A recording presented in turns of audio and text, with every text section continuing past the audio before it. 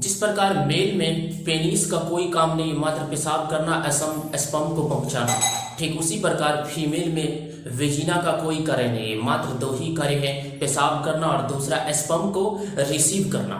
तो आइए आज के वीडियो में बात करेंगे work of vagina means female reproductive system.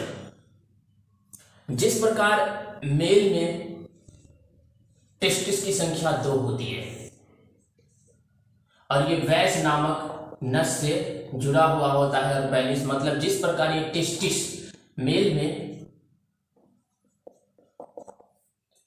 Testis जो है स्पर्म को बनाती है, ठीक उसी प्रकार फीमेल में ये क्या होती है, ओवरी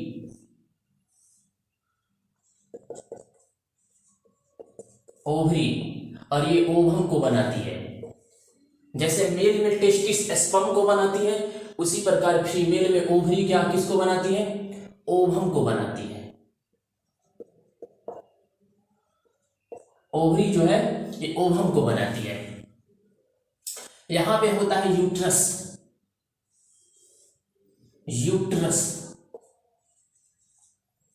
इसको गर्भाशय कहते हैं, यूट्रस को गर्भाशय कहते हैं और देहाती भाषा में बचदानी भी कहते हैं। और यहाँ पे विजिना होता है, विजिना, यहाँ पे नीचे विजिना होता है। जिस प्रकार देखिए टेस्टिस का काम क्या है, स्पर्म को बनाना और बैस के रास्ते पेनिस तक पहुंचा देना। उसी प्रकार ये ओवरी जो है ओवम को बनाती है, ओवरी ओवम को बनाती है। तो टेस्टिस एक साथ बनता है, टेस्टिस जो है स्पर्म को दोनों को एक साथ बनाते हैं, लेकिन ओवरी एक साथ नहीं बनता। दोनों ओवरी जैसे कि जनवरी में इससे ओवरी ओवम बनाया तो फरवरी में इस तरह बनाएगी। और यहां पर जो है एक नस, ये नस है। जिस प्रकार देखिए पेनिस और टेस्टिस ये वैस डिफरेंस नामक नस से जुड़ा हुआ है, उसी प्रकार ये जो है ये फ्लोपियन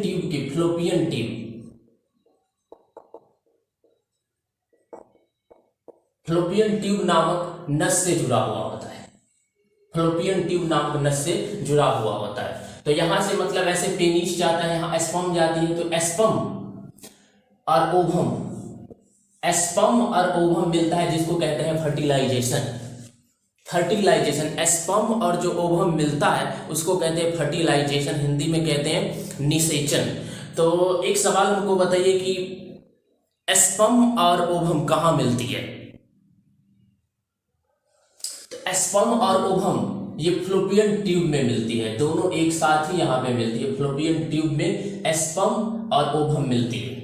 ये स्पर्म में क्या होता है, स्पर्म में माइटोकॉन्ड्रिया होती है, माइटोकॉन्ड्रिया।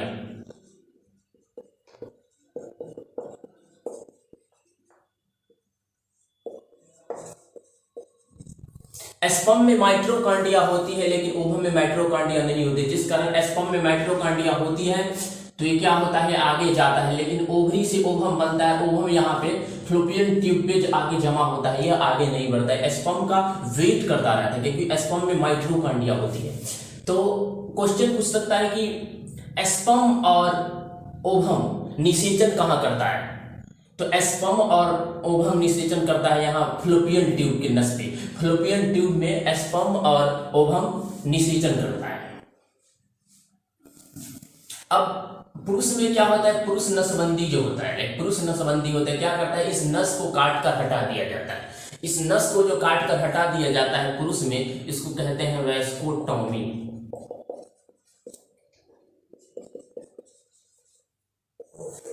पुरुष नसबंदी को क्या कहते हैं, वैस्कोटोमी। और फीमेल में जो नसबंदी होती है, फीमेल में नसबंदी होती है उसको कहते हैं, ये तो नल होती है, क्या होती है,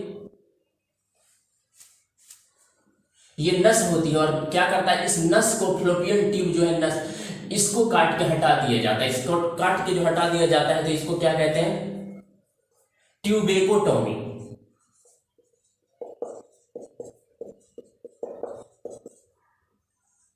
ट्यूबेकोटोमी।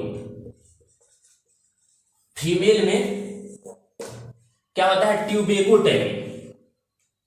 अब क्या होता है, किसी किसी महिला को मतलब 7-8 बच्चा होने के कारण क्या होता है, सारा पार्ट खराब हो जाता है, खराब हो जाता है, जिसके कारण क्या करता है, ये बचदानी यूट्रस को काट के हटा दिया जाता है। तो एक बात बताइए, अगर यूट्रस को काट के हटा दिया जाएगा तो ये ओवरी और ओवम को क्या क्यों कर रखेगा।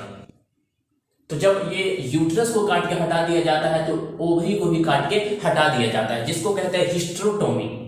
क्या कहते हैं, हिस्टेरोटोमी।